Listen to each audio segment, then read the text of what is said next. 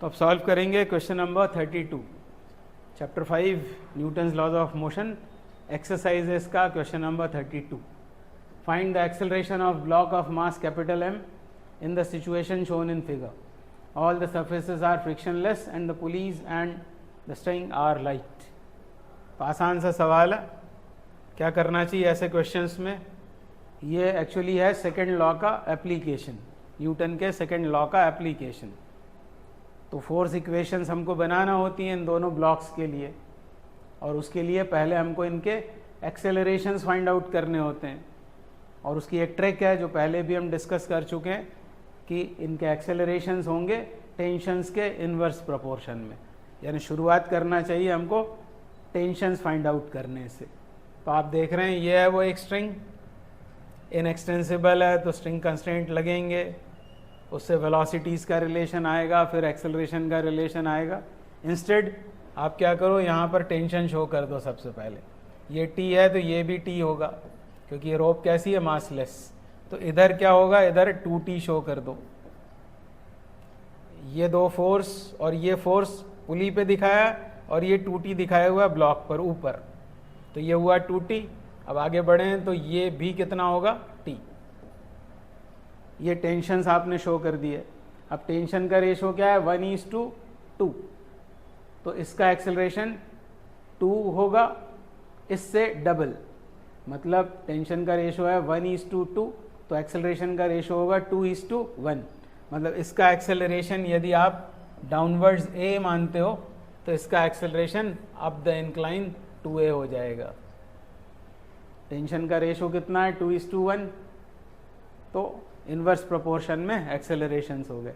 सबसे पहले यही करना चाहिए हमको, और फिर आगे बढ़ते हैं।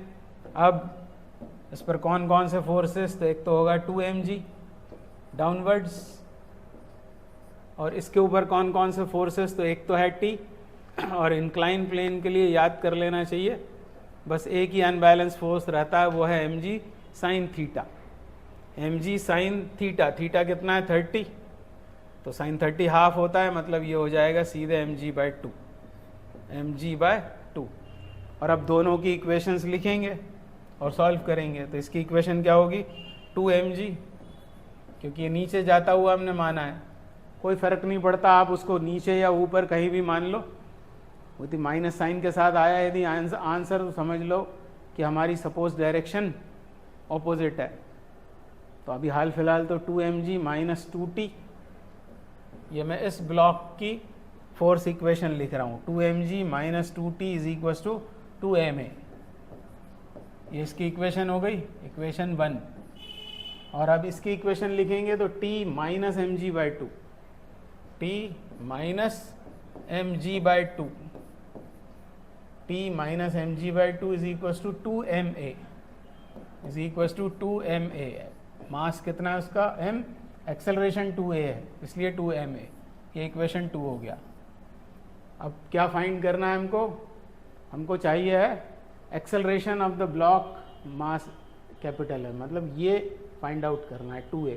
तो पहले a फाइंड करेंगे और फिर उसका डबल कर देंगे। अभी इसको ऐड करने के पहले एक काम करते हैं, इसको 2 से मल्टीप्लाई कर लेते हैं।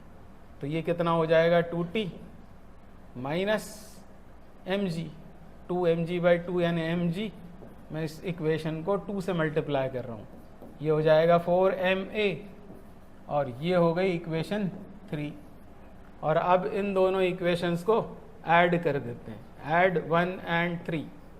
तो ऐड करने पर क्या होगा, ऐड करने पर ये 2t इस 2t से कैंसिल आउट हो जाएगा, 2mg - mg गिव्स mg।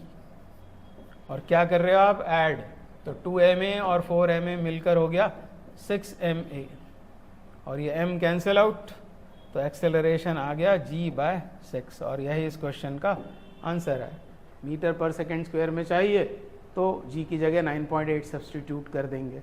तो ये आ गया एक्सेलरेशन। एक्सेलरेशन इज, अभी नहीं आया आंसर, g/6 आया, हमको ये आंसर करना है। 2a है इसका एक्सेलरेशन, तो अब इसमें 2 का मल्टीप्लिकेशन और करना है, 2g/6 दैट इज g/3। ये भी एग्जाम में गलती हो सकती है, लापरवाही से यहाँ तक आ जाएंगे और इसको आंसर समझ बैठेंगे और नुकसान कर लेंगे अपना। तो हमको आंसर करना है 2a, तो ये हो गया g/3।